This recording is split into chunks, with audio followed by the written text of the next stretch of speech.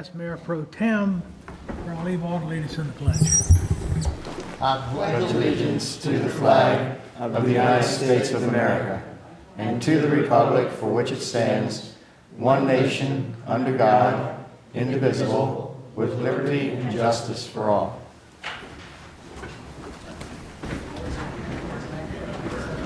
Welcome, everyone. Just to let you know, these mics are not working. They're working just fine. So you have to speak a little. All right. Hey, I don't know. All council members are present and accounted for. To begin the meeting this month, I want to take a minute to recognize an integral part of our city's function, and that is our volunteers. April throughout the nation is designated as Volunteer Month. And as we have done in the past, I would like to begin our April meeting with a proclamation designating April as Volunteer Month in Taneytown. Volunteers are integral in accomplishing what we accomplish. Those who staff our boards, those who help with our various committees, and those who volunteer throughout the town that are not city related, whether it be on the church or the Scouts or the 4-H or the civic clubs, or whether you just simply look after a neighbor down the street that maybe needs a little extra help. Volunteers are crucial to our success. And I'd like to read this proclamation. It's a proclamation from the city of Taneytown, Maryland, and it begins, whereas the volunteers and volunteer organizations of the city of Taneytown have been an integral part of the various successful endeavors and events in the city of Taneytown and surrounding areas, and whereas the mayor and the city council of the city of Taneytown, Maryland, do hereby acknowledge that our great community is made up of these volunteers, of many agencies and organizations who have dedicated their lives and talents to make Taneytown a better place to live and work and play. And whereas the mayor and the city council wish to show their deep appreciation for the support of these dedicated individuals and organizations who have devoted their time and talents to our many charitable causes, individual citizens' needs, and organizations in Taneytown and Carroll County. And whereas the mayor and the city council honor these outstanding Taneytown individuals for their involvement in the city of Taneytown's organizations and people. And now therefore be it resolved that on this 9th day of April in 2014, the mayor and city council of the city of Taneytown, Maryland, do hereby extend their appreciation and gratitude to all the Taneytown volunteers and their organizations, and thank them for their dedication in helping others to make Taneytown a better place to live and to work and to play. So proclaimed.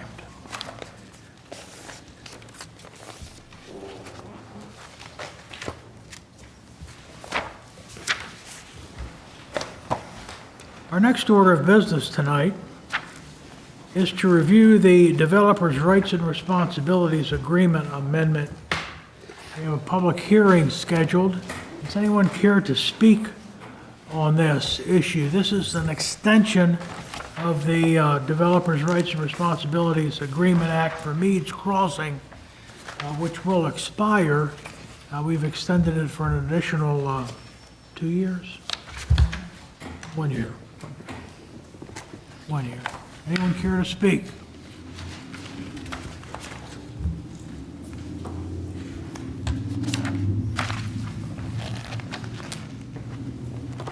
had one question for clarification.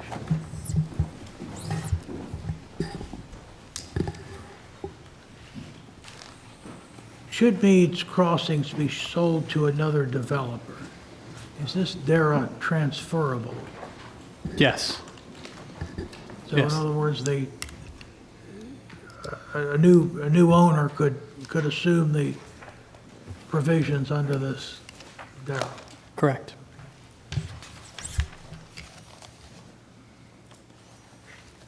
Anyone else care to speak on the Meads Crossing?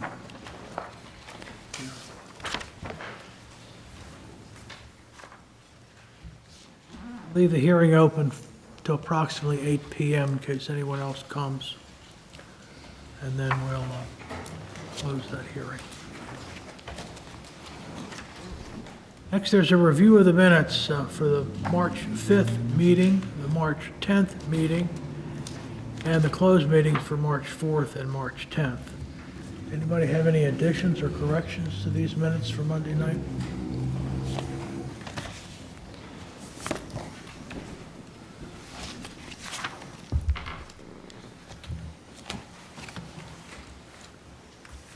Nothing, will move on into resolutions and ordinances and agreements. We have for introduction ordinance 09-2014, which is our fiscal year 2015 budget. Any comments from anyone on the 2015 operating budget?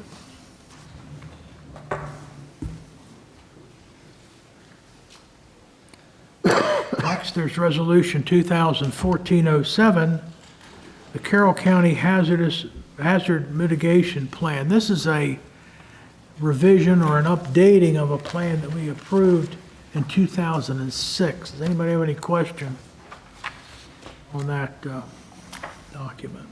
Yeah, just what does it cover? I'm sorry? What does the hazard mitigation plan cover? It, 06 was before my time. It's emergency preparedness, I guess, is the best way to describe it. Just kind of joint efforts for cooperation among various agencies in the county should a emergency occur. Am I No. understanding that correctly? Yeah, hazard mitigation covers a multitude of areas. Some of it is with regard to chemicals and spills. And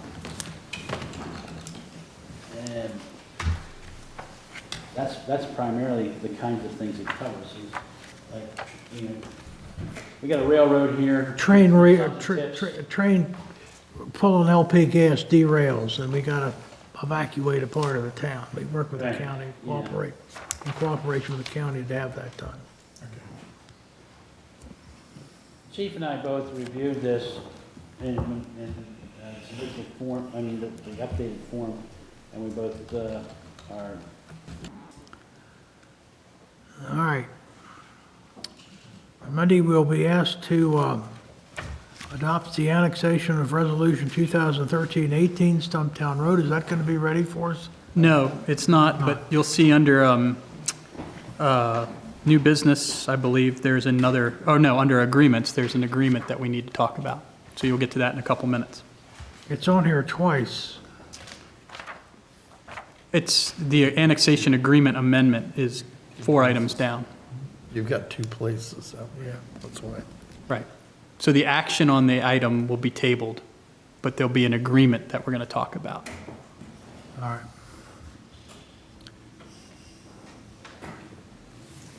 Resolution 2014-05 is the reimbursement resolution for the ENR project.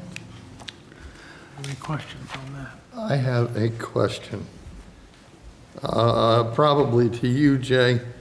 1, 2, 3, 4. The fifth one, be it resolved, which is paragraph.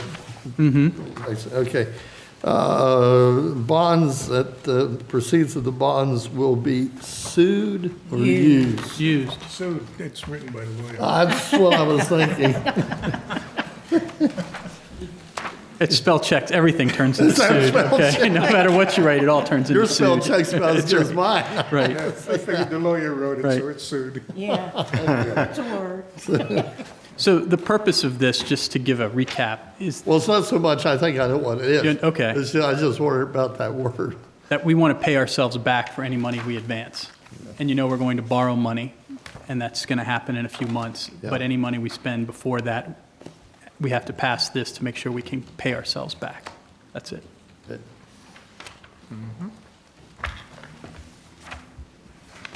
Anything else?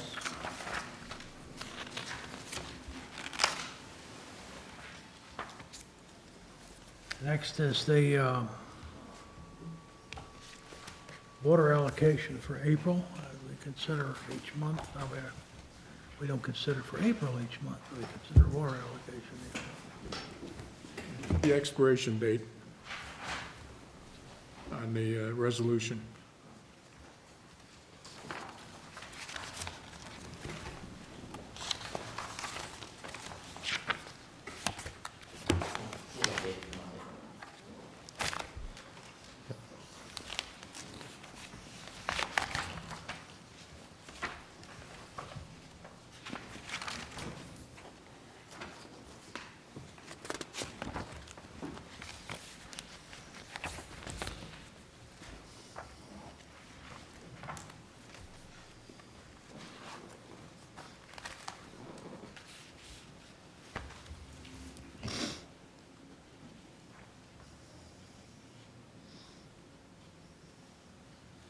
Anything else?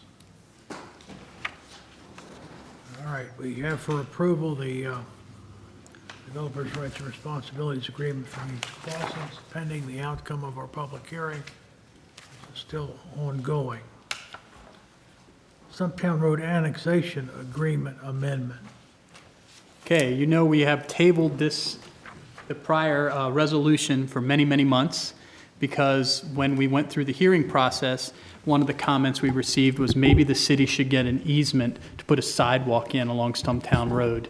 Not to construct one now, but at least have the easement to do it, and we've been doing that a lot lately.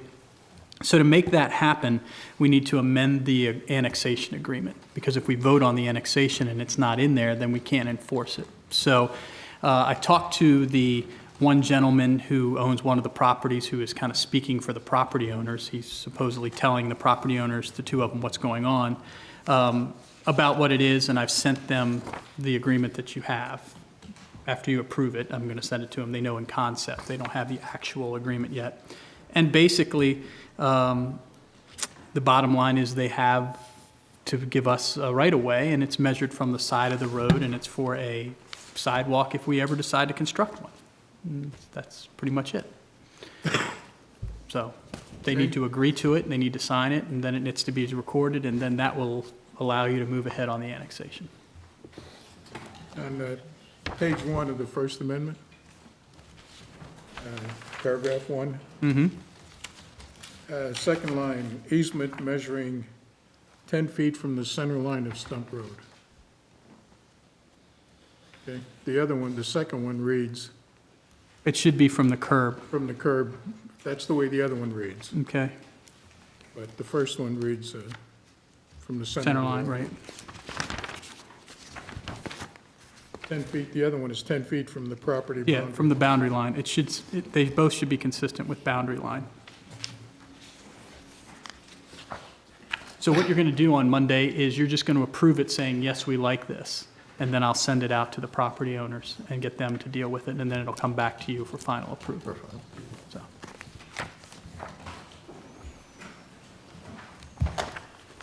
The agreement, do I understand it properly? That sidewalk construction is the responsibility of the property owner, not the city? well, it depends. I mean, it depends. In the past, if the city declares there needs to be a sidewalk put there, then you can force people to put the sidewalk, or you can do a benefit assessment. But also in the past, when the city had grant money to build sidewalks, we didn't have right-of-ways to put them on. So therefore, if you wanted to go in and put a sidewalk in, you'd have to condemn the property to make it happen. And that's what we ran into with Trevanion Road and a couple other places. So what we've tried to do is when we have an issue come before us, whether it's a development or a subdivision, we try to now get an easement for the sidewalk put there, so that in the future, if anything happens, they need to develop or things like that, or the city may get more grant money, there'd be a way or a place to put the sidewalks in. The way this reads, it appears that the city will be responsible for constructing the sidewalk. Well, what we're asking for is an easement. Right, that's it. That may not be the case. It may not be the case. The city may do it, or the property owner may do it. I mean, that's the situation. It's very similar to, I can't think of the one we did down by the bowling alley, but we want to make sure that we have the right to have a sidewalk there.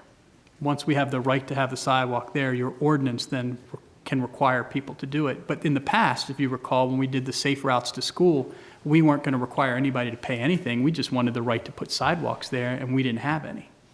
So this is what standard procedure is. If you wanted them to put a sidewalk in, you're going to get the normal argument of it's a sidewalk across two pieces of property along a road that doesn't have curb and gutter, and so this is where we tried to come up with, at least we'll deal with it in the future. So.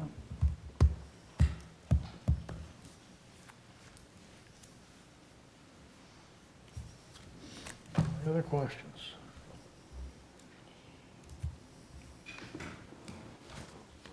City managers report. Well, we'll start off with Bill 17. Rick and I had a conference call with the president of PSI. And he was at his request, he wanted to be clear that he believes that the problem is a failure on CDM's part, okay? They're still having technical issues. They have a submittal that to CDM back in September that CDM has not responded to. PSI does not believe that CDM has a good design. They submitted a change order to CDM, which CDM in turn called me and asked me if we would like to share in that cost. And I told him no. We don't find ourselves to have any responsibility between the design and the build, other than we've hired you to do it. And if there's change orders to be made, if there's cost, it's between PSI and CDM to make that right. So with that being said, we're still in the same situation that we were for the past 5 months, not making any progress. Have you heard from CDM or whoever requested us to pay a portion of it? Have you got a response from them about that? Just thought I'd ask. That was the response. You see any end to this situation? I mean, it'd be nice to be able to use that well. As long as it's in this battle between the two companies, I don't, I'm not sure anything we can do other than, That's what I think. That was my next Is there any question. pressure we Jane, can put on? how can we make these guys? Isn't there an issue of specific performance here? get out the Yeah. wolf. Yeah, I mean, there's, you count on the lawyer to fix the problem this time, didn't you? Yeah, that we can get people involved. Right now, nobody has an incentive because everybody's going to lose if they're working it out themselves. And so we need to get involved. There's bonds up. There's lots of avenues that we can deal with over a relatively minor issue. I mean, that's the problem. This is a relatively minor issue. It's not like it's critical to the entire function of the well. They've done most of the work. all the work except for this. So, I haven't been involved because we thought that everybody could work it out without trying to get nasty. And so you have to decide if there isn't a deadline, and maybe that's what you need to tell them, is that they don't work it out by X date, then the next thing is that you're taking it out of the hands of the staff and you're turning it over to the lawyers. Well, it seems that if we don't do something, We have to do. it'll drag never. on Yeah, forever. You're right. It will go on forever and ever and ever, and we might need that one. It has been a unbelievable delay for such a minor thing. Yeah, well, that's it. Henry, can I ask, how much is this costing us as a town? Is this costing us anything, their delay? No. Nothing financially? But it's not monetary, it's the actual use of the well. Now, let's put it this way, if it went on for a very prolonged period of time, I would say that it could impact development. Mm-hmm. Because we need the water to, and, it depends, when that resolution, when we run out of that number there. But that number is still pretty high. Yeah. So let's pick a Why don't we deadline. just simply ask CDM when this will be resolved? Can we just write a letter and I've say, had that the conversation. council wants to know when this is gonna be resolved?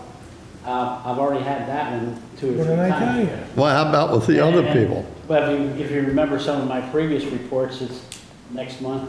Next month, yeah. And so, I think we need to turn up the heat a little bit.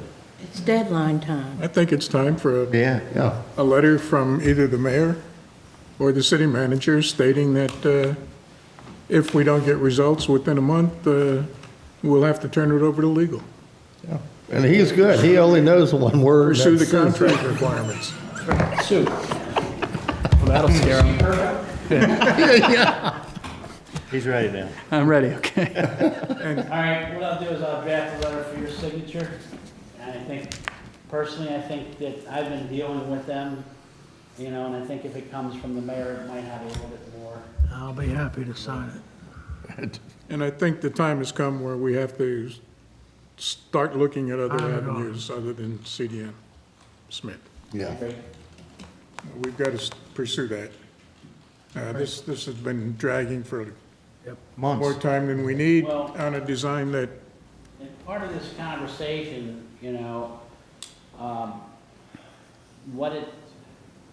I get the impression that CDM is no longer doing their design work in-house.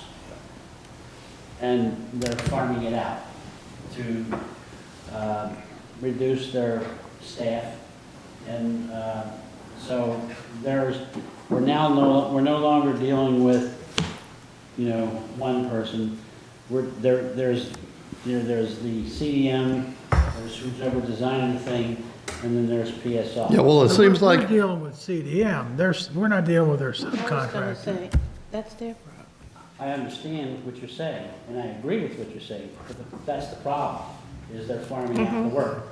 And because it seems like ever since Dave left, nothing happens. I don't mean anything against Brian on that, No, but Brian, it's just not happening. I think it's the CDM Smith merger. or Yeah, I think you're buyout. right. right, I agree 100%. Okay, we'll have that for your signature. Well, number 2, the creamery, we now have officially gotten written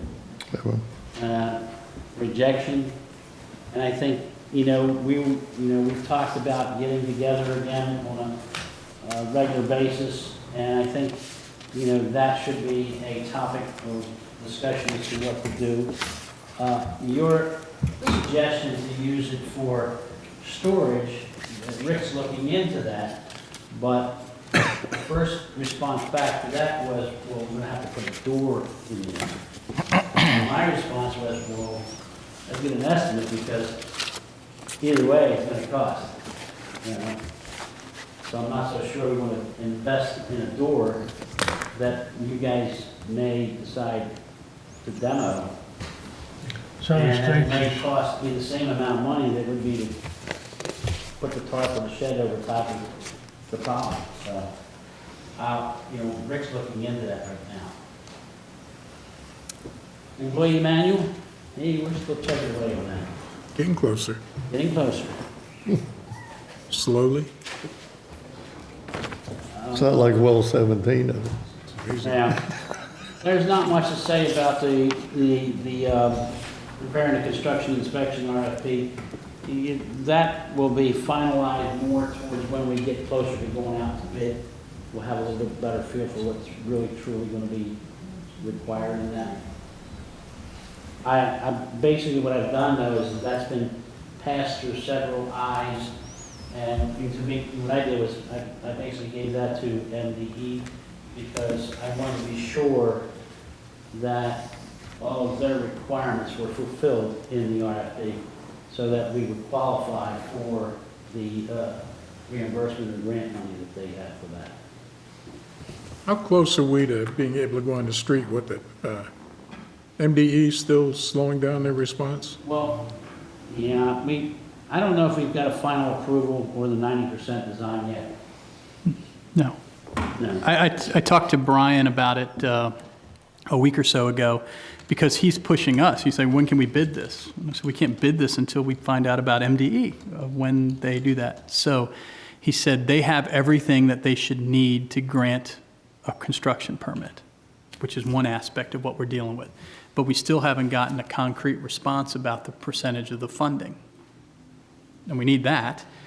And if we had those two things in hand, I would think we could go ahead with the borrowing, which was anticipated for June, I think, at this point in time. But if you don't have those two things by June, or how do you know how much money to borrow? So, I mean, And to add a little bit more to that, Brian is taking the lead on dealing with MDE. He feels that he's got a relationship with their engineer at that end. So he's got his plate full. We're, the cleaning contract, we're just about ready to go out on a bid for that. And we should have that, we want that contract to be in place July 1st. That's where the funding's at right now. So it's not on the street yet? No, it's not. And neither is the streets. And that one either? Oh, God. Street sweeping. Contract. As well as, there's one other that we're going to be putting out, advertising this week. What was it now? It escapes me, but there is another contract that we're putting out this week to bid. Oh, and that's for the MD, for the MEA grant that we've got for replacing the HVAC units. So that's going to be bid. We've already got a pre-bid conference set up for that. So Rick's got his hands full of these three contracts, trying to juggle all these things too.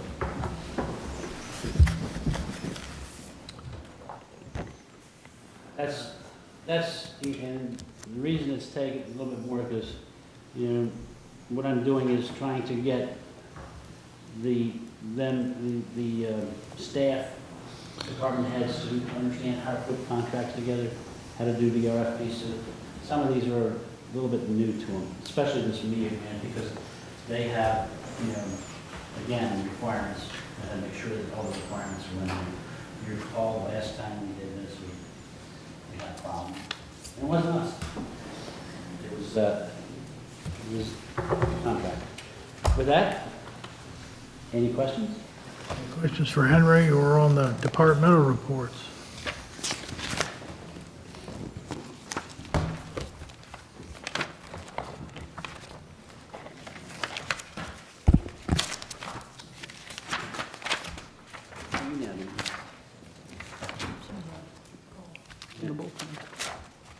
Okay. I had one comment on Rick's report. He mentioned that there was a open-top container down in the park for Right. broken limbs. Is that on the website? Did we? Yes. Okay. We put it on the website, tweeted it out. Back down people in the street. I drove down to the landfill Saturday. Had I known it was there, it would have saved me a trip. I could say something, but I really don't.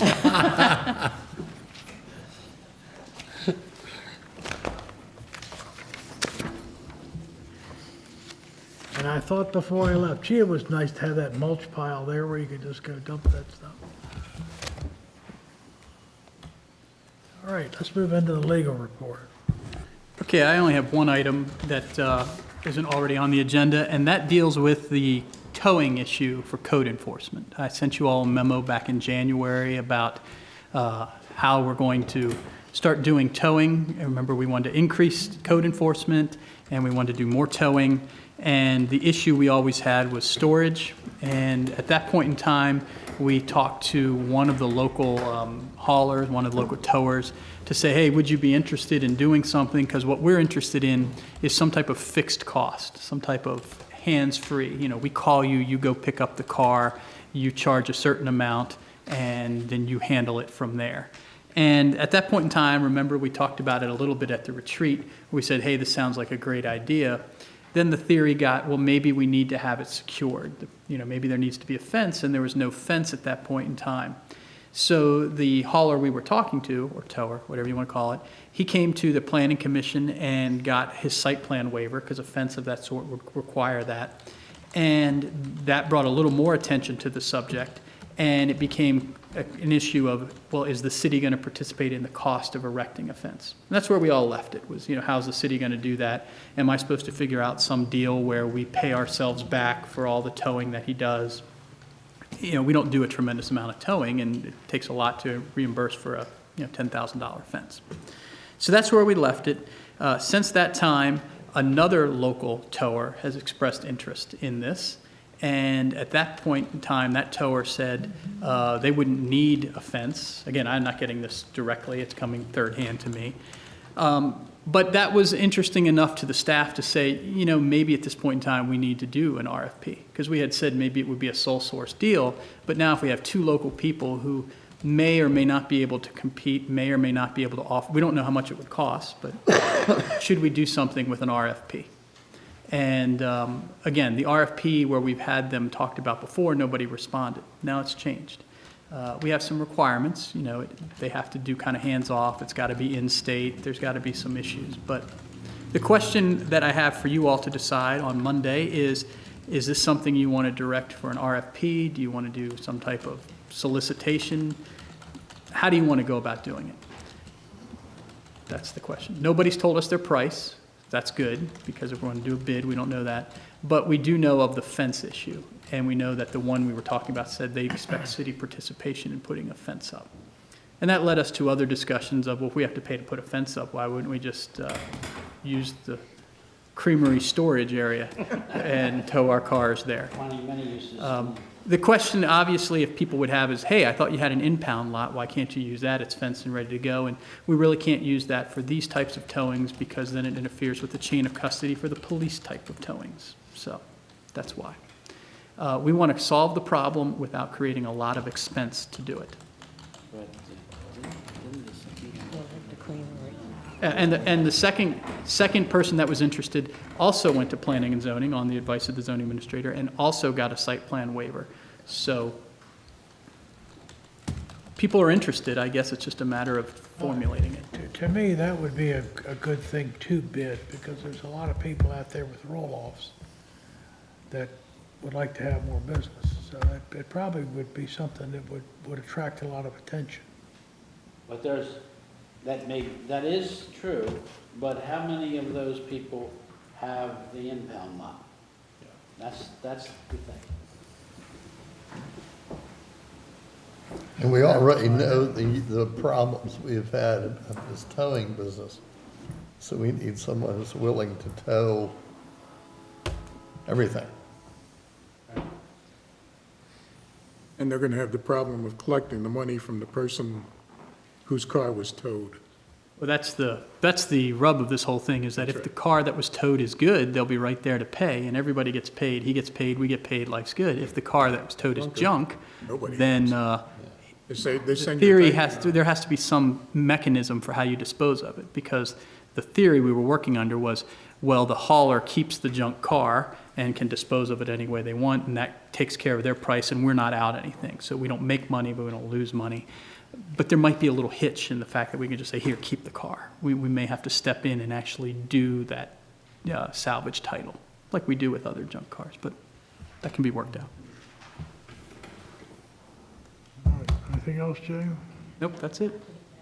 Well, I'm going to ask one more time. what's your flavor? You want us to bid? My flavor is an RFP and bid. Yeah. That's mine. Okay. Just wanna- So you can finalize that on Monday. We'll just go over it again. That way you can think about it. Ask if, one more time, if anybody has any comments on the Meads Crossing extension. I apologize for being late, but I was wondering if you could just review it real quick. All right. I'm sorry, go ahead. That's what I just apologize for being late. If you could review it real quick. Review. Oh, okay, well, just basically, the Meads Crossing development at Littlestown Pike has a developer's rights and responsibilities agreement that is expiring. And that agreement is up for renewal for an additional year. So they're asking us to extend that agreement for one more year. And we have a public hearing to see if anyone has any comments on that. Thank you. And it's just a little technical, just so we get the record clear, that the expiration that's coming up is the expiration in their deadline to record their plans. That the agreement in place is multi-year, but they have until the end of May to record their plans. And that's what's asked to be extended, is they want another year to record their plans. So, All right. Hearing no comments, we'll close that hearing. And that'll be up for consideration on Monday night.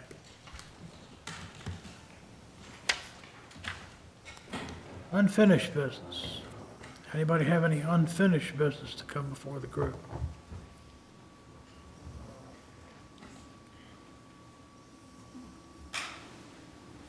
Very well, moving into new business.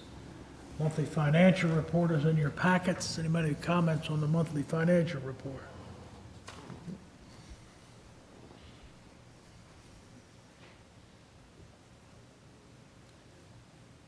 All right, that'll be up for approval on Monday. Anybody have all the accounts payable?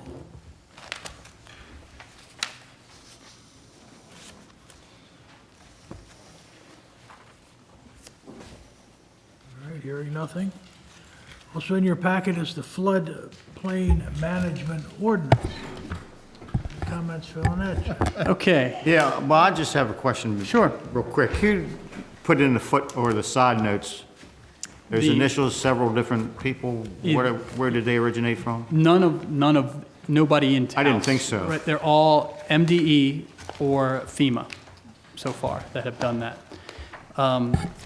Okay, I promised FEMA and I promised you the schedule that we would have this in your package at the April meeting, so I've met that. And I wanted you to have it because you can see it's 27 pages long, at least. The one we were looking at in 2011 was 4 pages long.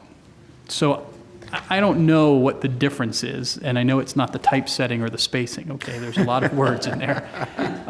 But it concerns me, and I don't know how to express the concern other than the fact that I know we want to do this, I know we need to do it, but I don't want you just to do this because I'm saying it's okay, because I'm not sure it is okay. I'll give you the legal advice on it, but there just seems to me to be a little bit more discussion or vetting with the town staff. I mean, that's what we're going to live with. Jim Weeprick has been looking through it and going through it because it is kind of voluminous.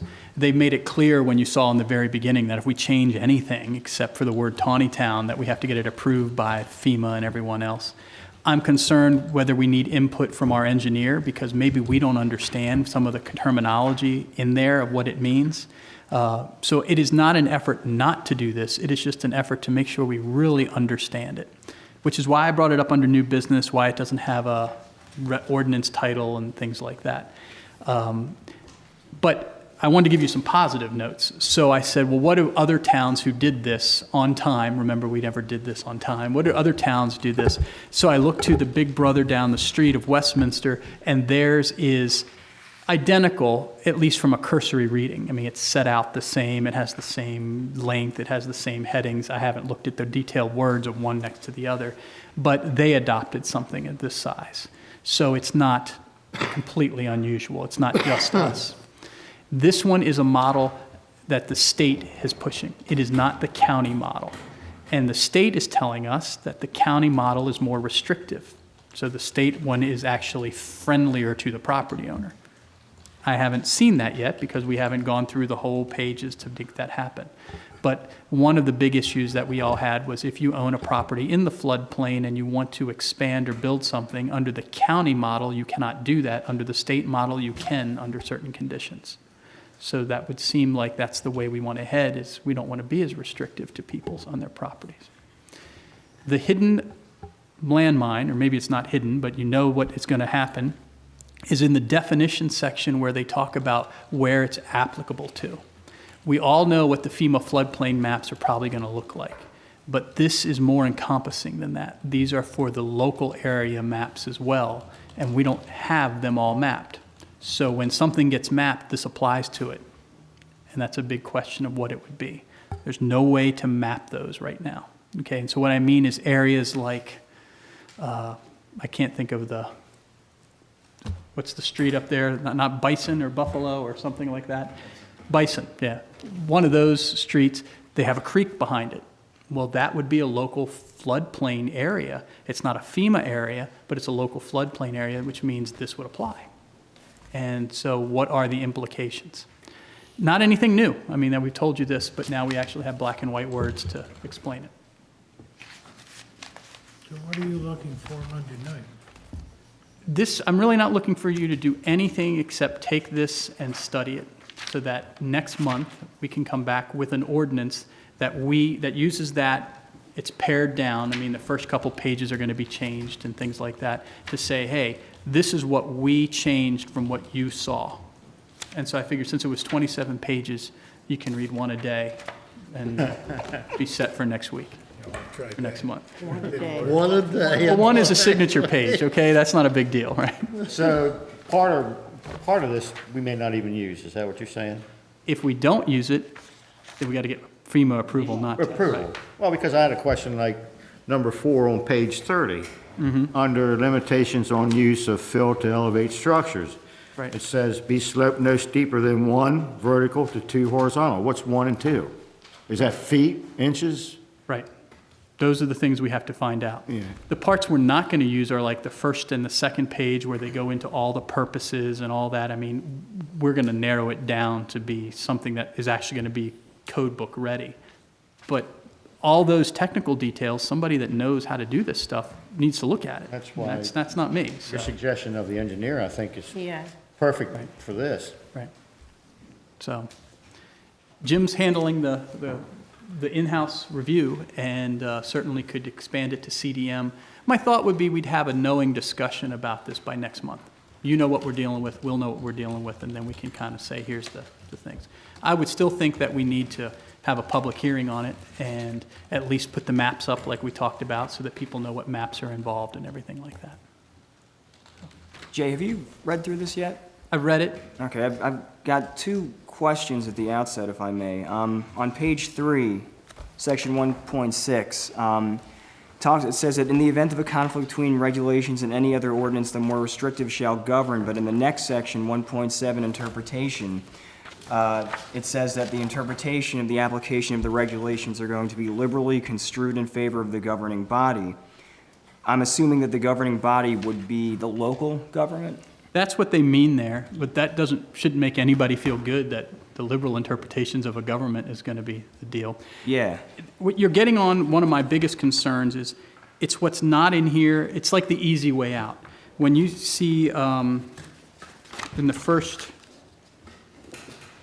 there's a page that lists all the things that are being referenced, that are being adopted by reference or they rely on, like other sections of code. we don't know what those codes do. They're not our codes. So somebody has to look at it and say, hey, that's a really bad thing or a really good thing. It could be. But the idea is when you're talking about all other codes shall yield to this one, well, what does that mean? I mean, does that mean a building code, our building code? That has some impacts. And maybe it's not that huge of a deal when we're all said and done, but it just seems like we should be doing everything right every little step of the way, and then the final product will be right too. And then my other question was on page 11, where we have to select one alternative definition for substantial improvement and delete the other, I guess for historic structures or reconstruction, rehabilitation. Could you maybe elaborate on the differences between those alternatives? Well, they're trying to give you a way out that will match the character of the town, meaning that sometimes there are historic structures that you have to do things to, so those are competing interests. Do we need to preserve them and do that? And see, that's the problem we have, is that everybody's going to look to say, well, there's no historic structures in the floodplain. Well, there aren't in the FEMA maps, but what about in the other areas? It just seems, to answer your question, it seems like there's a lot of potential unintended consequences. But I'm telling you what I've told you 2 years ago, we have to do this. I mean, we need to get this done, so it's a matter of what can we live with. And my thought was try to do as the easy as possible. Let's see what the other jurisdictions that have been living with this have done, and call them up. I mean, that's the kind of question where you talk to Mayor Utz and say, hey, what do you know about the floodplain thing? He's going to say, I don't know. I'm an elected official. Talk to the staff. And so the staff member, we call up and say, hey, have you had problems with this? And they're going to say, no, it's not worth going and wringing your hands over. I guess it boils down to me to this. If this is the standard FEMA floodplain ordinance, and that's adapted throughout the whole country, why do we change it? Or why do we need to change it? Is the juice worth the squeeze, I guess is what I'm trying to say. Yeah, and I don't personally think you're going to be able to change much. Okay, you might change the edges. You're not going to change much. From my perspective, I would think that you all have to have a working knowledge of what happens.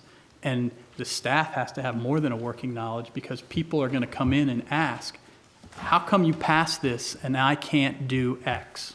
And you have to understand, or can I do? That's the biggest problem, is when people come in and say, hey, Jim, I want to build this. Can I do it? And he's going to have to look them in the eye and say, well, here's what I think you can do. We're going to have to get the county to get involved, because they're the enforcement agent. But it's an administration issue.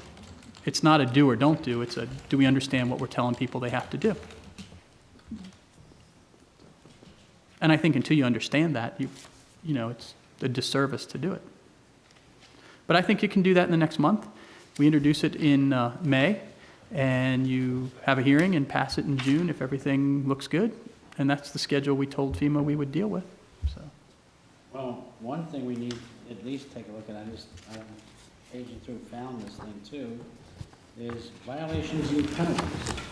Yeah, there needs to be We have established. to figure out, first of all, you gotta find out what is the violation and how much you're gonna charge for the violation. It goes on further to say what some violations are, but it's not all of them. Right. And the issue you're going to have, remember, our working model was that the county is going to do this for us, kind of like our agent. So you're going to have a citizen, and this isn't any different than a building permit, but you're going to have a citizen who might do something in the floodplain without the proper procedures or permits. The county finds out about it, and the county comes out, stop work order, gives them a fine, a violation. That's great until they show up on your doorstep or show up here and say, hey, how come this happened? We just have to be able to say this is why. The bottom line is real simple. They don't want anybody building in the floodplain. That's about that simple. They don't want anybody building in the floodplain. And so we're trying to pare down of, well, some people actually live in the floodplain or own property in the floodplain, so what can we let them do that isn't going to jeopardize everybody else? But there's also, it has variances in there that people can apply for too, if Right. they qualify, so Right. it may fall under that. And Well, that's, again, there's different floodplains, there's different Right. classes of floodplains. And different classes of floodplains require different things if you're gonna build it. And like the example I used about at the beach, you gotta put your house on 8-foot stilts if you're gonna build in a floodplain. But that's the same thing we're talking about here, but it makes it uniform so people know what they're dealing with, that you don't have to go from community to community and decide, well, it's this way in this community and this way in somebody else's community. Again, it just seems like I mean, this isn't something that the state came up with or the county came up with or we came up with. It's something that the feds have come up with and have adapted it throughout the whole country, so. One of the things, I guess 2 weeks ago or so, there was a big article in Carroll County Times talking about the problems that the insurance has. And they use Federalsburg, Maryland as an example. Okay, I mean, to the point where they collected, $10 and spent 10 million. And that's not, that's one example. It wasn't that bad, but pretty darn close to it. And that's spread out across the country. So what the rates are gonna be for FEMA floodplain insurance, nobody knows. They have just stopped the rate increase. They just, Well, I know that, but they have such a big debt. I know it, They don't know what they're gonna do. It's a government assistance program, it's an entitlement program Yep. that you could argue that shouldn't even be in place, but it is. All right, let's move on to the next item, which is also one that'll, discussion, is the illegalization of synthetic marijuana. Now, our General Assembly just approved the use of wholesome, homegrown marijuana for medical purposes last month, but this is to prevent illegal marijuana to be used. Now, I will be the first to admit that I don't have a clue what this is or about. I don't know where you can buy it, whether we have any place in town that sells it, what it does, what it looks like. I don't even know what it smells like. I know what the real stuff smells like, but I don't know what the synthetic stuff smells like. Jay? This seems to be something that the various municipalities are adopting. I noticed that Hampstead and Manchester have also addressed this issue. So is this something I think Joe brought this up in the past, but again, I'm completely ignorant on the subject, so I have no idea what it is or how we would deal with it. From what I've read online, it's you're taking some kind of natural herb and you're coating it with different chemicals to produce a high that is similar to, if not more potent than marijuana. And the way that they package this stuff and market it, they put cartoon characters, they put Star Wars on the packaging to make it seem like it's the safe, friendly alternative to marijuana, but it's not. Different municipalities, like you just mentioned, Manchester and Hampstead, have been looking into legislation to illegalize it. And the fact that we don't know exactly where some of this stuff is coming from is what makes it really dangerous, because you have no idea what they're coating the plants with on the inside of this packaging. So I think we should make the move to legalize it so it can't be sold in town. And I'd like to expand on that a little bit. Yes. Jay, you probably have a better feel on this, not that you're using this stuff. Because it's legally related, that's right. Yeah. But there's a lot more quasi-legal or illegal or whatever you want to call it, things than marijuana. There's a whole host of other things. I was going to call Bill today and I never had a chance to do it. I'm sure he has got a list that would tell us what maybe we should be banning. Well, I did some research on this because I didn't want to be totally ignorant of what's going on. And my research is incomplete in the fact that I understand the synthetic marijuana deal, okay? And I understand the General Assembly and what they're doing with real marijuana, okay? And so this is not the same as that. Mm-hmm. And the first place that did it was Ocean City, that had an ordinance like this, and then Frederick City did it. Thurmont did it.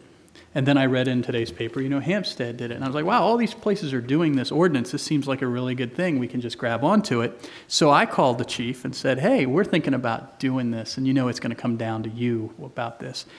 All their places, and maybe Frederick City is different. That might be the only one. But all the ones I checked into, they're talking about making this like a civil penalty. It's not criminal. And it really is targeted at businesses, meaning selling it, that they sell it. And so they sell this stuff, and of course, I'm probably going to get my office raided because I've been looking at every drug site on the internet to figure out what this is, right? But they sell the stuff called like K1 and Scooby Snacks or K2 or something like that. And the issue the way that it was very simple. I was like, okay, we're going to ban this, and that's it. So I talked to the chief, and he said, you better check. He thinks this is already a state law, that this is already banned. So I did a quick Google search, and I found that there was a ban that went into effect in Maryland for synthetic marijuana last October, that the General Assembly did this. So I don't know why towns are doing it, because I haven't gotten to any of their attorneys. Why are they doing this drug ban when if it's already a state law that it is banned? So, all you got to do is do a quick search, synthetic marijuana, Maryland, and you'll find newspaper articles that I got off of, the Fox News station. So I'm trying to figure out what it is. The chief, let's just pretend that it isn't banned by the state. The chief has a lot of concerns about how we would do it. That's just the thing, is that this can't be done in a vacuum. We got to talk to him, because Maryland bans the effects of this, okay? Because everybody can change like the chemical properties of things. So you and I look at it like it's a bunch of dried weeds, but apparently whatever you spray on it is the stuff that has the effect. So if you say, well, and these words of the chemicals would choke a horse, okay? So I'm going to change it from 1, 2, 3 chemical to 3, 4, 5 chemical, and now it's legal again. So Maryland changed it and said, we're banning the effects. It's got to have that same effect that THC, which is the active ingredient in marijuana, has. Okay. The chief tells me if he finds this, he doesn't know, so he has to send it to the crime lab to get it analyzed to see what it has. So he called Thurmont, and I don't really want to throw Thurmont under the bus, but Thurmont's police department has said, yes, they enacted this, yes, they have enforced it, and people have paid fines, but nobody's challenged it. And that's the big issue, is what happens if somebody does.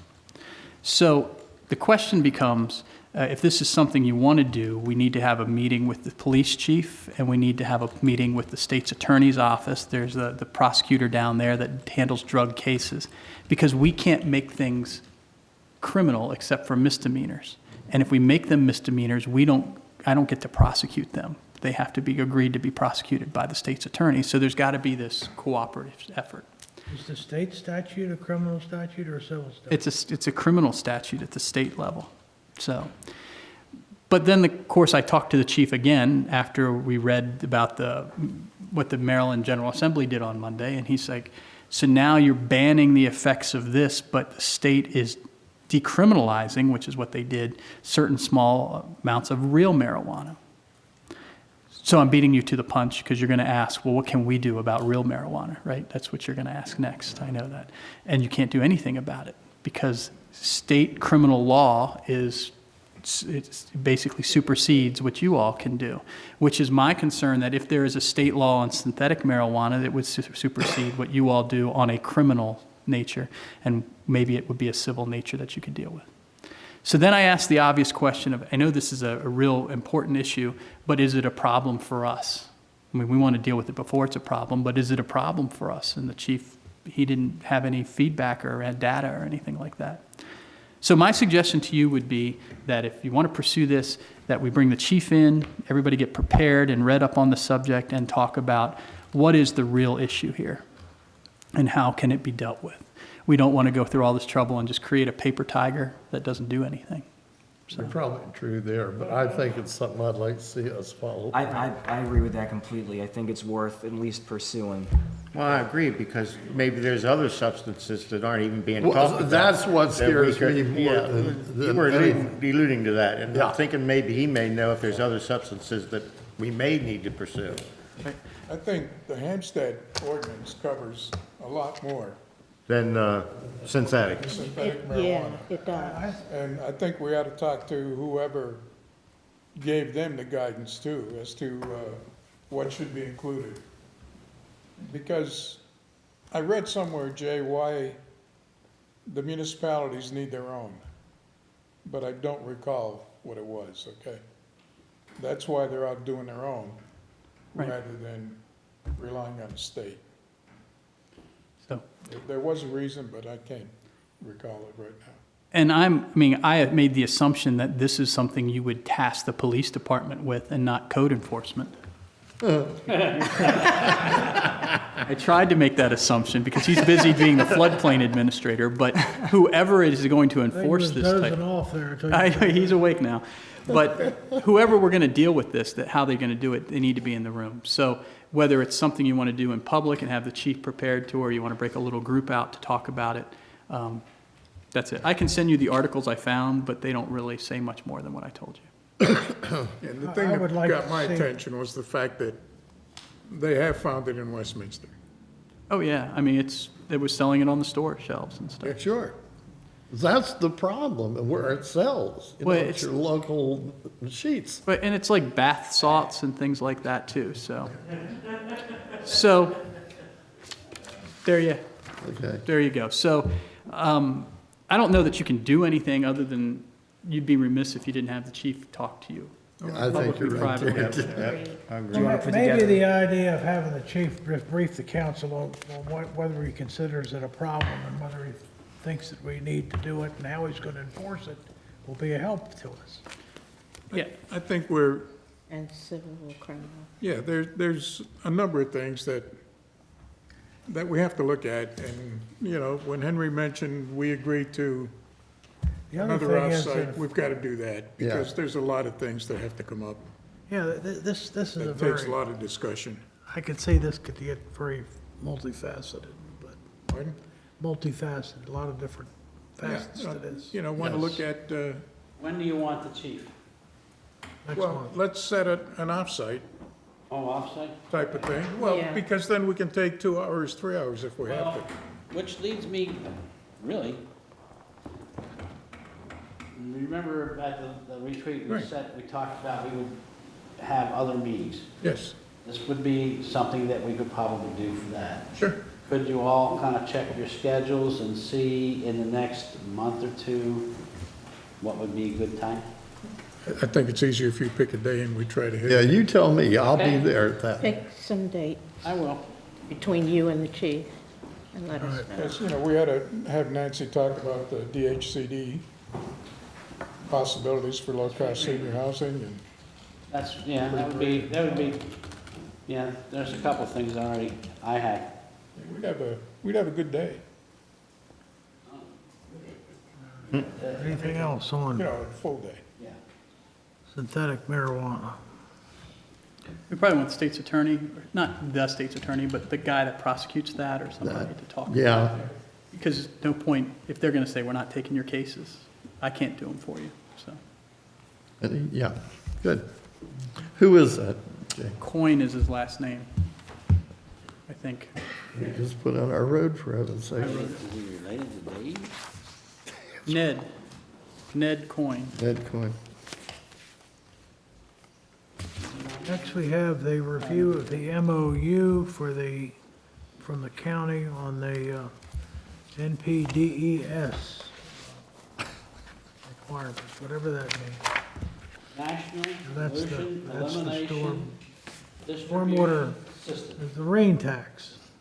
That's totally different. This was another one that was in the paper this morning, right? Yep. Yeah. Yeah. We've had some discussion on that. There's a meeting Thursday, and need to have some direction from council. I think one thing we should look at, they're billing this as an MOU. Could we not refer to this as a memorandum of intent? I will make that, For the benefit of the audience, could we give a brief summary of what the Well, yeah, MOU pertains to? right. I'll make that clear. Well, you want to take that, or you want me to? I want you to start. You want me to start? I'm turning this. No, you know what? I have to tell you what, Jim. How about you? You're the resident expert. That was the bus. That was, Pass the buck. Could you give Jim the mic so the, We can go over there. She it's going up there, okay. well, as an introduction to all this, you know, the NPDS is basically talking about that portion of treating stormwater. We already have like there's an NPDS permit that we have as well that takes care of water that leaves the wastewater treatment plant. And there are certain conditions that water has to be in order to allow it to go into the inland waterways. This is very much the same thing, only they're treating stormwater as opposed to wastewater. And they're looking for water quality and how to make that water better as it enters as well into the inland waterways. With that, have I delayed long enough, Jim? Okay.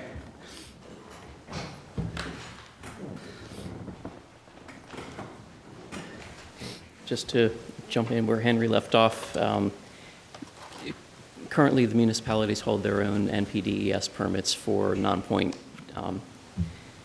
discharge, and there's been discussion of joining in with the county on a joint permit, so all the jurisdictions within Carroll County would have one permit.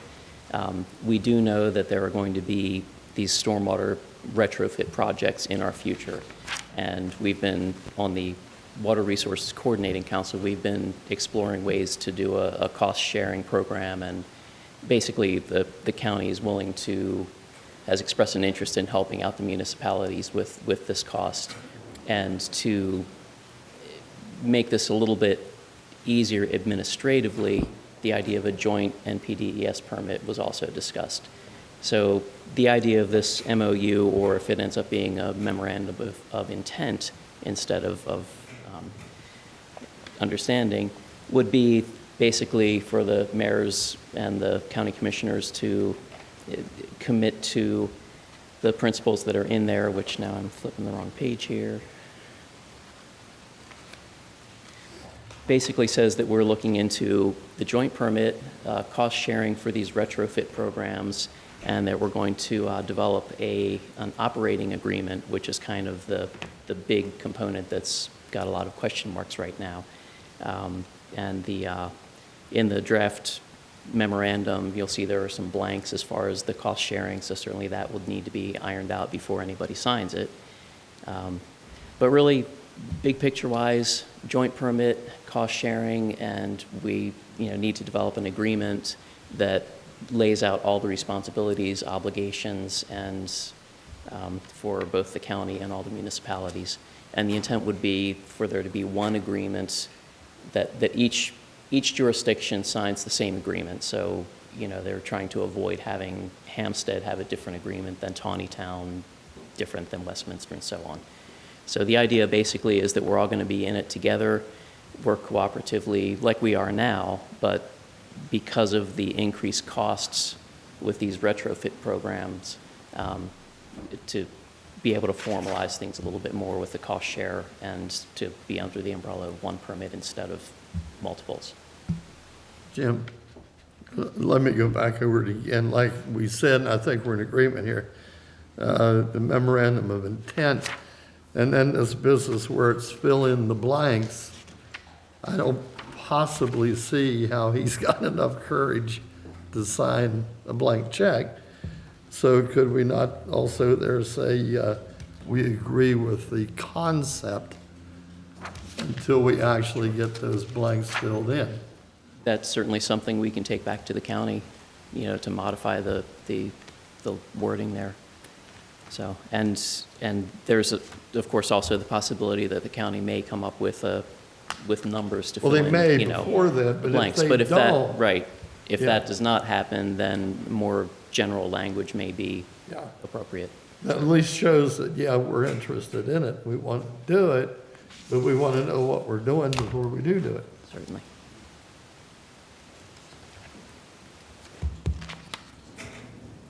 I agree. Yeah. Thank you, Jim. Thank you. Jim, I have one other question. On that cost sharing, is that going to be per size?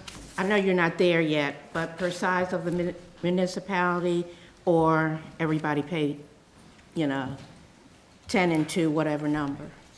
On the coordinating council, we've looked at it a number of different ways and really haven't come to consensus about it at this point. The retrofit projects are based on acres of impervious surface. So each town, of course, each municipality has its own number of acres to retrofit. So one of the options would be that, and if we do enter a joint permit, things will be viewed as the entire county. So as long as county-wide 20% of the impervious surface is addressed through these retrofit or removal programs, if we meet that 20%, everybody's in compliance if we have one permit, even though a specific jurisdiction may not have done anything. If countywide we meet the 20, we're all in compliance. So the funding, the first thing that comes to mind would be, well, we know how much impervious each jurisdiction has, so maybe everybody pays in a percentage based on Exactly. what their impervious areas are. That doesn't necessarily mean, though, that each jurisdiction will get a project done within that jurisdiction during the life of the permit, as long as countywide we still meet the 20%. So there's a lot of detail that's going to need to be worked out in the operating agreement that's referenced in there. So, and we're just not there yet.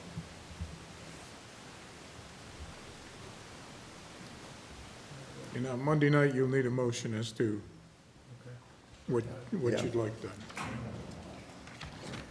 All right, let's move into raising chickens in city limits. Everybody has an ordinance in their, sample ordinance in their packet about that. Do you have any comments on?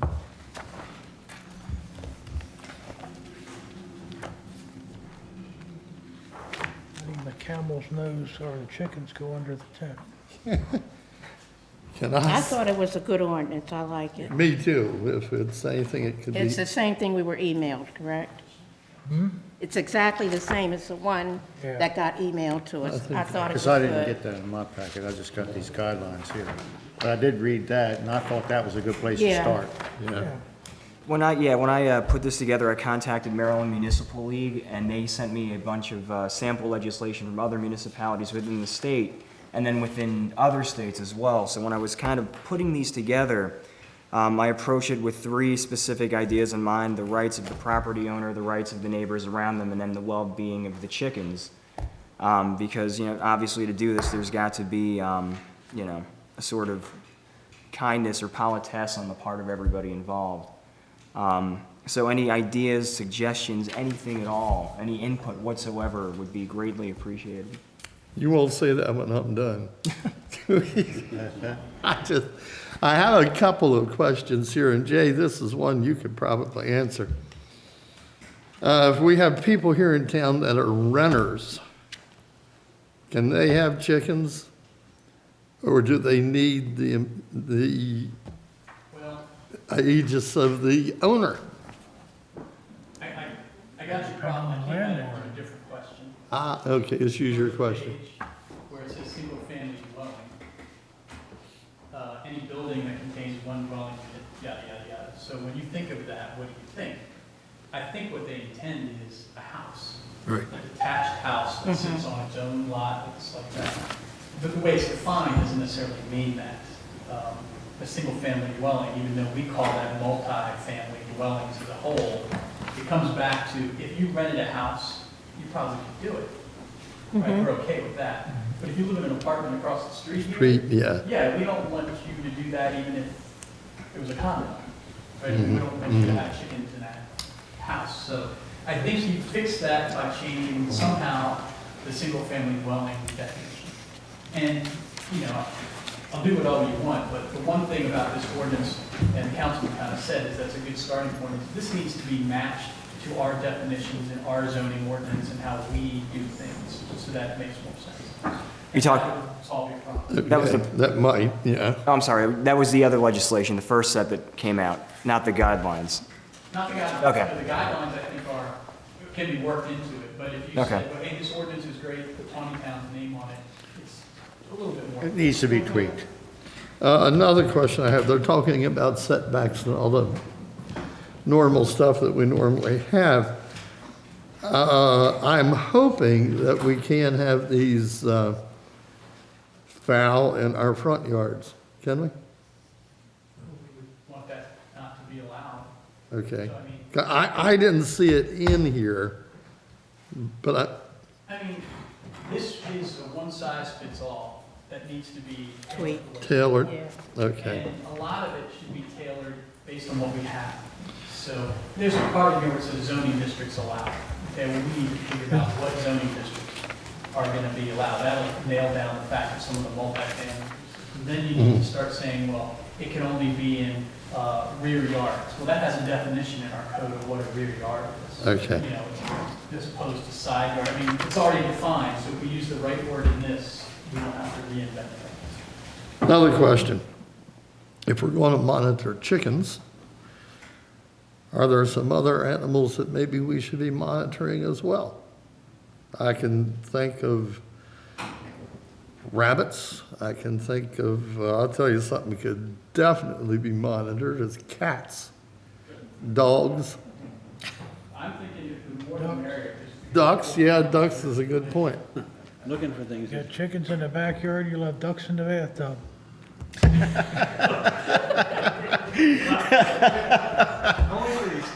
Squeak, squeak. The problem you have with the duck is he can get out of that cage. Yeah. But I'm sure we need to talk about this a lot more. But this multiple animal thing comes to mind. And should there be a license fee? So that's the way that the draft ordinance has versus the guideline thing is, the guideline lets everybody know, so if I just moved to town, and I'm really into my organically raised things that I do myself, somebody can hand me this thing, this is what you need to do. And then I follow it, and if I don't, then you guys come pay me a visit. Whereas the ordinance is more of a government involvement deal. Come tell me what you're gonna do, get a permit so you can do it, that I know you're out there doing it. And now I'm gonna come out and make sure you're doing it That you're doing it right. Yeah. Which means if you don't do it, I'm gonna come out and say, hey, you don't have a permit. So it gets to this, it's the chicken or the egg. Like, it gets to the same I issue. knew we were gonna get to that. But I really think that if you're talking about permits, you really need to start thinking about code enforcement. 'Cause, I mean, that's who it is, I joke, but I mean, what do you do? And how do you do it? What's getting licensed? So yeah, these are not too complicated issue to deal with, but it is definitely something we're gonna deal with. Now, we've had issues in the past with dogs, Yeah. and kennels, where we get the county to come in and say, hey, we adopted your ordinance, come fix this. And they always have a problem with the kennels because we say kennels are commercial and they have a different definition. This is all on us. So we'd have to do it all. That's the biggest problem we got. We'd have to do all of this ourselves. Now, I realize we need to do the budget first, but it would be nice to move this somewhere on the list. Oh, this can be done without too much effort, Yeah. but it's not going to solve your budget problem. No, I know. Well, it could if we put a license If Purdue fee on comes in this. here, maybe, yeah, that's right, exactly. One of the unintended consequences, you're gonna attract rats, skunks, weasels, and everything else that likes their eggs. Well, I don't know how possums. you can avoid that. We live in the country, I mean. There's a lot of issues that we'll have to consider. I mean, we need to make sure that this is right before the chickens come home to roost. There he goes again. You're on it tonight. On a roll, isn't he? applause for the mayor. That was good. You really should stop right now and just leave on a high. This is deteriorating. But some of the things, like, again, I haven't given it a lot of critical thought, but you do have to have some mechanism for, like, they die. Yes. What are you going to do with them? Like, I talked to our engineer who doesn't live in town and lives out in the country, but he's like, yeah, I bury him in the backyard. Okay, well, how's that going to work? You know, so, I mean, there are issues that you need to kind of think about. So. Well, Mars Dubrow might like it. Jim, you had another point? I would just suggest that everybody look at the existing Carroll County Animal Control Ordinance, because it already speaks to confining, the owner of an animal is responsible for confining it to the property, and it speaks to the treatment and things like that of the animals and what to do with the deceased pet. So, I guess adopting something like this is a bit of a precedent for us, because currently our code doesn't speak specifically to any animals. The only real reference in there is the adoption of the Carroll County Code and the bit about animal husbandry and what districts it's prohibited in. So the simple thing, if you wanted to allow chickens, perhaps would be just to provide a definition of animal husbandry, because that's kind of the whole sticking point with this is we don't say what kind of pet you can or can't have. We just say you can't do animal husbandry within these certain districts.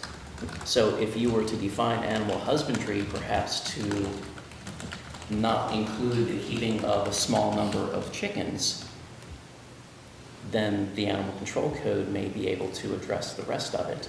And then we don't have to become animal control officers. I think we're going to have to be very careful in defining whether we allow chickens or whether we allow domestic fowl or what you're just, again, this could be very broad or very narrow. If we allow chickens is one thing, but if we say, well, chickens are okay, then I guess that means guinea hens are okay, or peacocks are okay, or ducks are okay, and then you've got all these other issues to contend with, maybe emus, I don't know.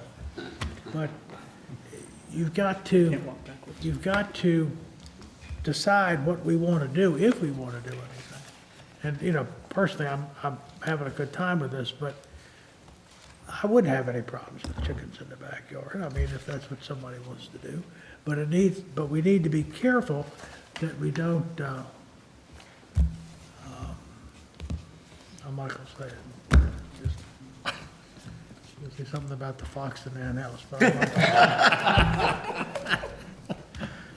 It's another unintended consequence. We just need to be very specific about what we want to do. Oh, yeah. But what we had said, and maybe you wait till Monday to do it or whenever, but what we had said when we talked about this in concept last meeting, or just the idea of it, was do some research, which the councilman has done, and the city manager has done, and then decide whether there's interest in moving forward. And if there's interest in moving forward, then we'll put our heads together to figure out what it is we can do. I mean, it's not adopting any of the stuff in front of you as it is, and I know you know that. So, but if there's not enough people interested in moving forward at all on it, then we don't need to deal with it at all. So some point in time, you got to decide that. So. Got to move Let forward. me ask, Marvin has a comment. What would you like to offer to this discussion? Question on 3, 10, and 12 here. It says there will be no keeping of roosters or male chickens. I think that would be cruel and unusual punishment. Only to the hens. The chicken or the hen might be pretty noisy about that.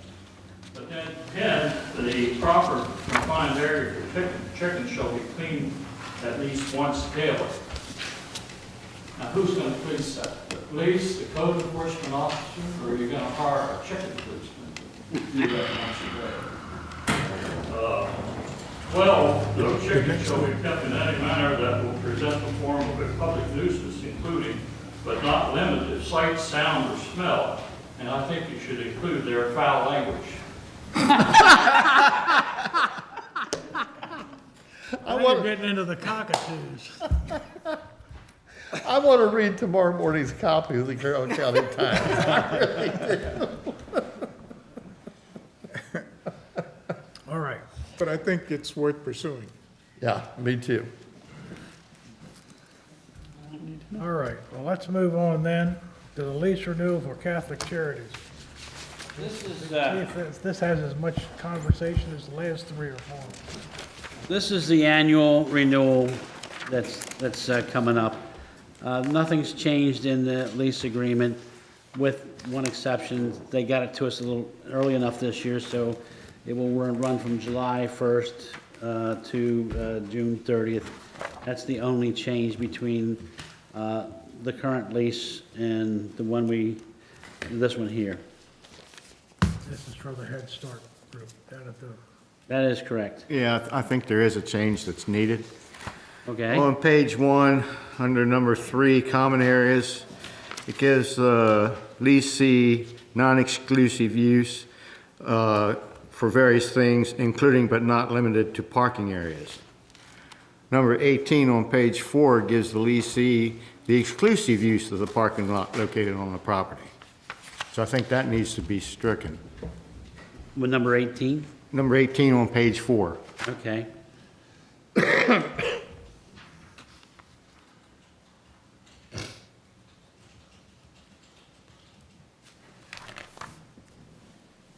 Okay. probably been in there for a whole time. It probably has. Yeah, I was gonna say, I'm just pretty much sure that was that, because the only thing I did was pull it out, change the dates, and Okay. Any other comments on the Head Start lease?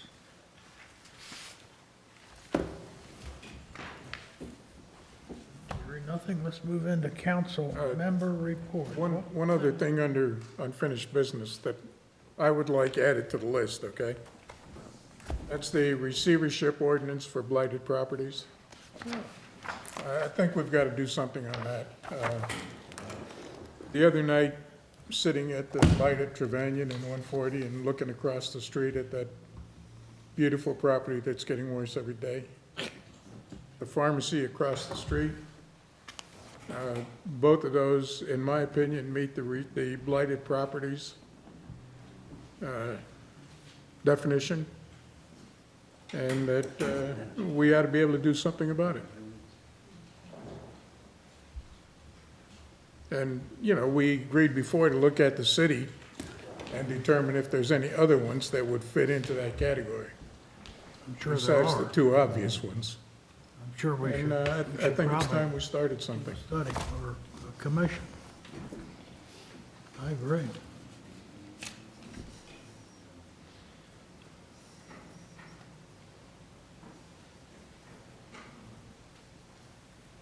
so you want us to provide you with another copy of what that ordinance is? I have it. Well, So you just want us to figure out what to do? What to do. Yeah. Let's try to get some kind of idea of, how other people have handled this. And Well, I've got the Frederick Frederick one, City, I think, is the which is pretty good. one that everybody's Yeah. following. This could be another agenda item on the daily, the next offsite, the retreat. That's true. All right, good. Anything else under new business? All right, now we'll move into council member reports.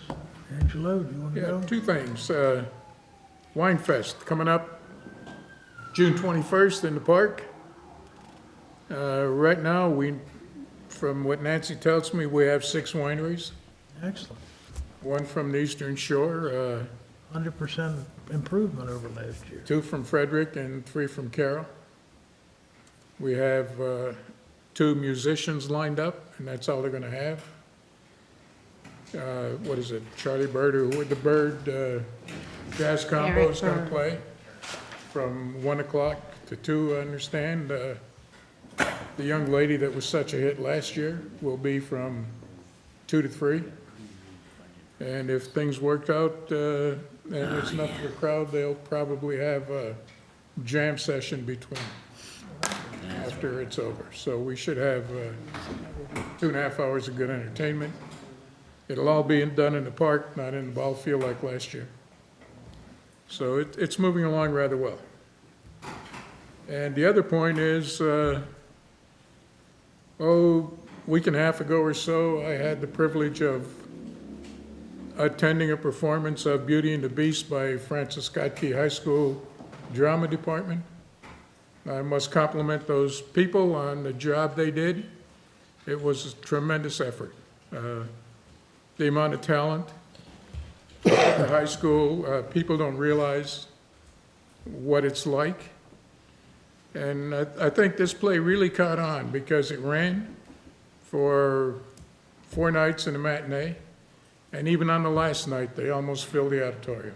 They're great. So, and it's not only FSK. I think if you have a chance to go to any of the plays by any of the high schools, the talent is super. Once again, the kids and the staff at the high school did one heck of a job on Beauty and the Beast. That's it. Diane? Nothing, except I attended one of the other shows, not the same one that Angelo attended, and I agree 100%. Well, you know, they were at gave us a little sample at the business breakfast, Yes. and they were, I mean, I couldn't, the voices were remarkable. And I actually had it marked down to go and forgot all about it, but I wish I would have been able to go. It would have been a good performance, I'm sure. Yeah, everything was so professional, you know, the set design, costumes, everything. I couldn't believe it. It was high school. Earl? Yeah, Jim, you're here, so any mistakes I make, please correct me. I'll give you something to do. Normally, I don't bring back a whole lot of information from planning and zoning. That's not because we don't do anything. It's because a lot of it comes back anyway. And Jim, you do a great job at that. But there's 2 things I just wanted to point out tonight. There's been some new housing looks that have been approved for Carol Vista Phase 4. Jim, do you have those on file downstairs? I didn't bring them up here with me. I think, and this doesn't mean anything bad against Meads Crossing, please, but there's some pretty good looking, there's not going to be that many homes, but there's some good looking things there. If somebody would care to take a look at it, it might be nice if they would, because they are right nice. And then the thing that we've heard about dozens of times, it seems, that being the High Store, which initially was scheduled to be torn down and rebuilt and refaced. That is not going to happen. I think they spent enough money on the original program there. But the old the TV store, Yeah. VCR store, that will come down. So, 2 or 3 of the biggest things I wanted to talk about. The rest you'll all hear about anyway at some point. Jim, what did I miss? On the Road A Oh, yeah. and the shopping center. Yeah, good, yeah. Road A being where the video store now stands. Okay, Good. that's it. Rick? Yes, the last session of the Police Youth Academy was this past Monday night. They had a total of 11 participants, and thank you, Rachel, for the nice article you put in the Very nice paper. write-up, yeah. I think they all had a good time. I think they all learned a lot. I think it was successful. Each participant filled out an evaluation form, and they're in the process of compiling that now in order to make the program better Great. as it continues. That is a good thing. Joe? A couple of things this evening. The first thing I'll mention, as somebody else had mentioned, cats. I've gotten word from a couple different people that there are apparently a lot of cats running around town without collars. And one of the individuals I spoke to didn't know whether they were cats belonging to neighbors or if they were just, wild or feral cats. And she wanted to know what recourse there was to the problem. If she should, for example, call animal control or... If there are, again, we fall under the county's animal control ordinance. So if people have problems with cats or any other animals, possums or raccoons or anything, then they can call the county enforcement or contact us, we'll do that. Thank you. Another thing, over at Roberts Mill Park, there was a request for a handicap path from the parking lot beside the pond to the pond itself. Apparently, the path that goes from the parking lot to the pond is not handicapped, or that's what I've been informed of. Which pond? Over by Roberts Mill and behind Food Line. There is no We had path through it handicap at all. parking out there. I'm sorry? I thought we had the handicap parking out there. There's handicap parking, he's talking about a path. Yeah. Path from the parking lot to the pond area, Yeah. I guess you're talking about, right? So that was just something that, There isn't one now. okay, all right. But there's been a request for there to, I guess, to be the parking lots, or I'm sorry, the path, just to put that out there. One thing I heard about actually in the last couple of days, there are people who are using, or tenants using the parking meters across the street during business hours. The individual wanted me to bring that up to you. Another thing is Wait a the, minute, I'm sorry? tenants are using the parking meters? During business hours and not paying the meters, and there's been. Not paying. Oh, that's the Yeah, difference. I'm sorry. Okay. Bathroom bill, that just went through. This, more than anything else I've heard concern about. Is there anything that we as a town can do at all, in any way, shape, or form to counter that?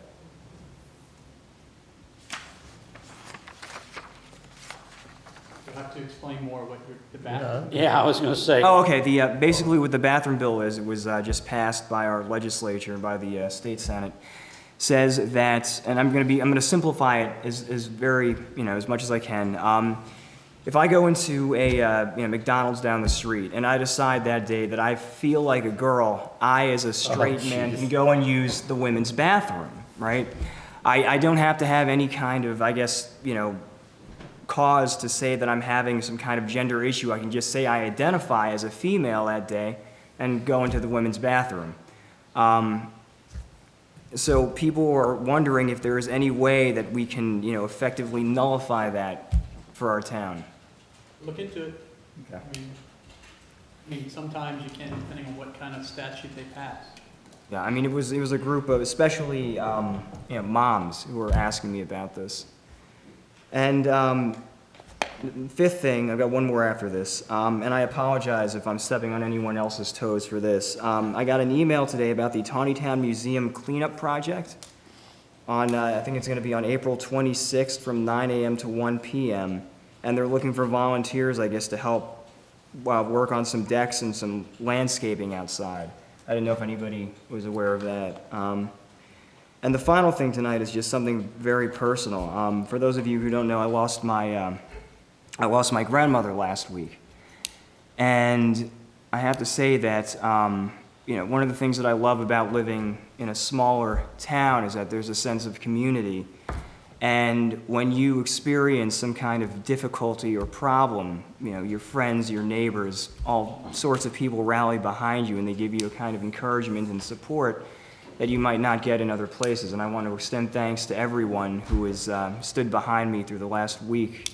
And it makes me so thankful to God that I live where I do. And on that note, I just want to ask everyone to say prayers and keep the Hansbros in your thoughts and prayers, as they've lost one of their loved ones this past week.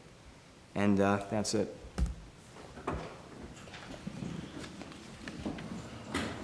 The only thing I had to offer was that Nancy and I did attend a Circle of Caring meeting to address the homeless situation once again last 2 weeks ago, I guess. And it was a good discussion, good group input. They're basically looking for more cold weather shelters, and I don't know that we can offer that, but they had some interesting ideas, and my main thrust was to, if we did have a homeless issue in town, is to be able to offer transportation to these cold water shelters. So that's just one of the things that we did last week. Another thing I did last week was attend the First Thursday event for the downtown business associations. They're open till 8 o'clock on Thursday, the stores downtown are. And they offer specials and wine and cheese and ice cream in case of the bakery. And it was a very nice night, and it was very well attended. And I encourage the council to mark the first Thursday down and just make it a point to come walk around downtown. And now that the weather's nice, and I think you'll enjoy it. I know that I did. And it was very well attended. There was a lot of people down here. So that was exciting. And we've got a couple more stores opening up on Main Street, so that's good news, I think. That's kind of a grassroots effort, this Downtown Business Association group kind of came up with that and is developing that to their benefit. So I was very pleased with that. Anyone have anything from the community? Well,